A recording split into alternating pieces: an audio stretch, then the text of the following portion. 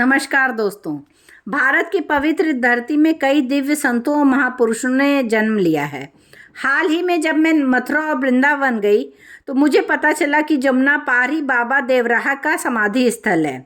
बाबा देवराहा के बारे में अधिक जानकारी के लिए मैं उनके आश्रम तक गई तो मुझे पता चला कि देवराहा बाबा का जन्म ही एक अनसुलझा रहस्य है।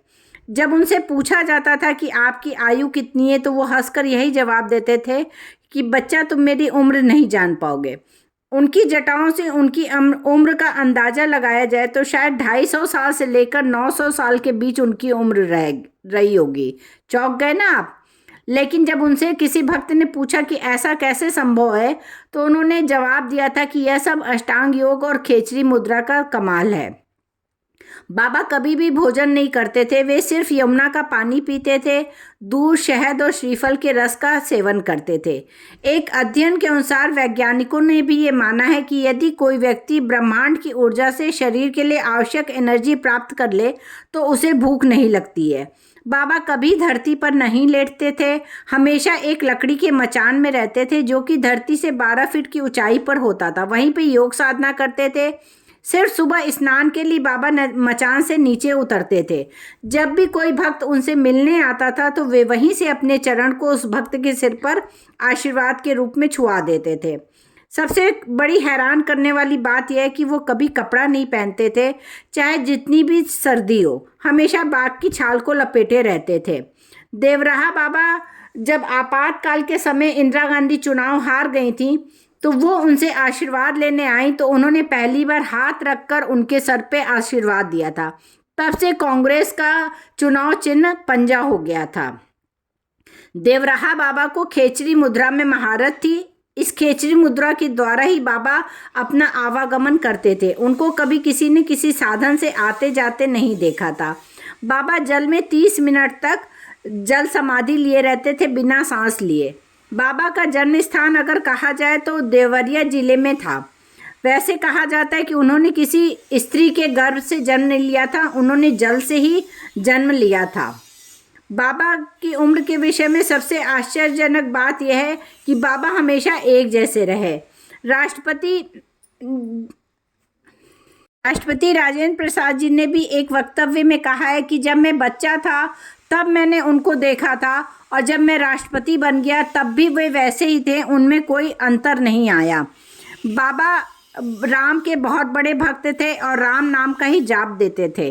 बाबा के भक्तों की अगर बात की जाए तो ब्रिटिश शासक जॉर्ज पंचम 1911 में जब आया था तो बाबा से मिलने देवरिया गया था।